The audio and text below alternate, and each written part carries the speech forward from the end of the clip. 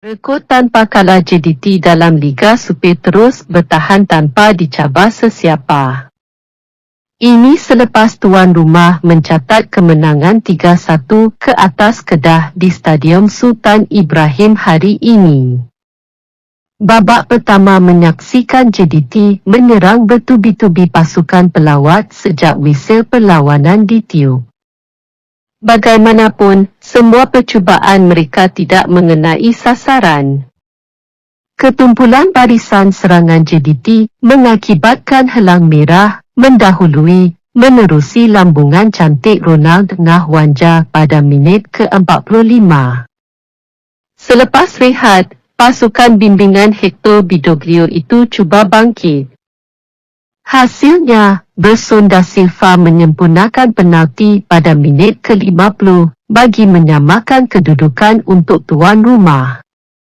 Syafiq Ahmad menambah derita pelawat dengan menyumbat 2 gol pada minit ke-63 dan 68. Berson melengkapkan malam gemilang JDT dengan gol ke-27 dalam Liga musim ini pada minit ke-89. JDT bakal mengakhiri saingan Liga Super dengan menerima kunjungan Sabah pada 15 Oktober. Manakala anak buah Aidil Syarin Ishak pula berdepan Terengganu di Stadium Darul Aman. Sementara itu, Sabah FC meraih 3 mata berharga selepas bangkit daripada ketinggalan untuk menewaskan Sri Pahang FC 2-1 pada aksi sengit Liga Super di Stadium Darul Makmur di sini sebentar tadi. Kemenangan itu memastikan Sang Badak kekal berada di tangga kedua Liga selepas menghimpun 42 mata, sekaligus terus menghidupkan peluang untuk layak ke saingan Piala AFC musim depan ketika berbaki 1 aksi lagi musim ini. Gol pada penghujung aksi termasuk masa kecederaan masing-masing menerusi Dominic Tan dan Tisu Park memastikan skuad kendalian Dato' Ong Kem Swee mengutip 3 mata di tempat lawan. Pada perlawanan itu, tuan rumah bermula dengan corak permainan pantas untuk membolosi gawang lawan. Peluang terbaik Sri Pahang hanya hadir pada minit ke-11 menerusi sentuhan Steven Rodriguez, tetapi bola tendangan penyerang import itu sedikit tersasar di sebelah kanan tiang gol. Selang 3 minit, Kapten Sabah, Badrul Bakhtiar memiliki peluang menjaringkan gol pendahuluan namun bola melepasi palang. Pada minit ke-20, penjaga gol lawan, Khairul Fahmi Cemat, menyelamatkan gawang daripada dibolosi apabila menangkap kemas bola sepakan Rodriguez. Selepas itu, pertahanan pelawat terus diasak dan pemain tengah, Manuel Hidalgo turut memiliki peluang untuk muncul penjaring, tetapi ketangkasan Khairul Fahmi menafikan tuan rumah untuk menjaringkan gol. Bersambung babak kedua, Sabah yang tidak berada pada prestasi terbaik di separuh masa pertama tampil dengan melakukan percubaan berbahaya. Peluang terbaik Sabah hadir daripada percubaan Sadil Ramdhani, tetapi rembatan pemain import itu ditepis penjaga gol Sri Pahang, Mamadou Samasa. Pada minit ke-85, tandukan Rodriguez meletakkan Sri Pahang mendahului Sabah 1-0 hasil hantaran Bakiuddin Syamsuddin. Namun, pemain pertahanan Sabah, Dominic berjaya menyamakan kedudukan 1-1 pada minit ke-89 sebelum Park menjaringkan gol kedua Sabah pada masa kecederaan untuk memastikan skuad itu mengutip 3 mata berharga. Terengganu FC terus memberi tekanan untuk slot kesaingan Piala AFC tahun hadapan apabila berjaya menewaskan finalis edisi kali ini, KL City FC. KL City tumbang 1-2 di tangan Terengganu dengan jaringan Manuel Ot dan Kipri Ticece memberikan kelebihan buat pelawat di Stadium KLFA.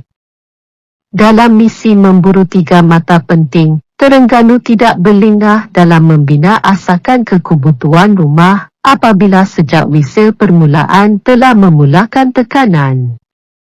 Begitupun, benteng KL City dilihat tenang bertahan. Minit ke-7, Kevin Mendoza menafikan peluang di depan gawang apabila terlebih dahulu menangkap bola yang dihantar untuk ditanduk oleh Nick Sharif. Sebelum 2 minit kemudian, beliau sekali lagi menangkap bola yang cuba disuap kepada Kipri Ticece yang berada dalam kotak penalti lawan. Tanpa tunggak utama di benteng, Giancarlo Galifoko, pengendali, Bojan Hodak mempertaruhkan Muhammad Fauzi untuk berganding bersama Irfan Zakaria yang nampaknya tidak sedikit pun terganggu. Mereka juga tanpa bek kiri, Declan Lambert yang melalui penggantungan perlawanan. KL City seperti biasa, tidak berminat untuk memberi tekanan tinggi buat lawan dan hanya menanti peluang untuk membuat serangan balas pantas. 2 peluang terbaik pasukan pelawat tercipta pada minit ke-14 menerusi rembatan deras Habib Harun, tetapi Mendoza cemerlang menepisnya dan percubaan deras Kipri di minit ke-29 pula jauh melewati palang lawan. 4 minit selepas itu, Zafri Yahya hampir memberikan gol pendahuluan buat The City Boys. Namun tandukannya berpunca daripada sepakan percuma Paulo Josu terkena tiang gol yang dikawal Suhaimi Hussein. Sang penyu dilihat bernafsu memburu jaringan untuk memberi tekanan ke atas Sabah FC dan Negeri Sembilan FC yang berada di atas mereka. Terengganu akhirnya berjaya mendahului perlawanan pada minit ke-39 selepas pemain tengah Manuel Ot mudah menewaskan Mendoza hasil sepakan penjuru yang diambil Petrus Shitembi di sebelah kiri gawang tuan rumah. Ia merupakan jaringan kelima peribadinya. Nick Sharif gagal menambah kelebihan buat pelawat di penghujung babak pertama apabila terlepas peluang di depan gawang tuan rumah, namun ia berjaya ditebus semula Kipri sebelum whistle penamat babak pertama ditiup apabila hantaran Nick Sharif ditanduknya untuk menumpaskan Mendoza. Di awal babak kedua, pelawat terus memberi tekanan buat tuan rumah dengan 2 peluang menerusi Kipri. Namun kedua-dua percubaannya di minit ke-57 dan ke-60 cemerlang dinafikan Mendoza di gawang. KL City berjaya merapatkan jurang apabila Romel Morales menanduk kemas hantaran lintang oleh Akram Mahinan pada minit ke-64. Mereka mula meningkatkan intensiti dengan membuat tekanan tinggi ke atas pertahanan Terengganu dan nampaknya ia mula memberikan hasil. Mereka hampir mendapatkan gol penyamaan di minit ke-76 menerusi rembatan Arif Syakirin, namun sedikit tersasar dari gawang pelawat. Di hujung perlawanan, pemain gantian, Angku Syaka hampir meledak jaringan ketiga buat Terengganu, namun tersasar dari gawang lawan. Perlawanan berkesudahan dengan kedudukan kekal 21 memihak kepada Terengganu, yang meneruskan rentak kemenangan mereka kepada 8 perlawanan berturut-turut selain tiket ke Piala AFC semakin hampir menjadi realiti apabila kekal di kedudukan ketiga Liga Supir setakat ini. Jangan ketinggalan dengan info-info terbaru hanya di HD Bola.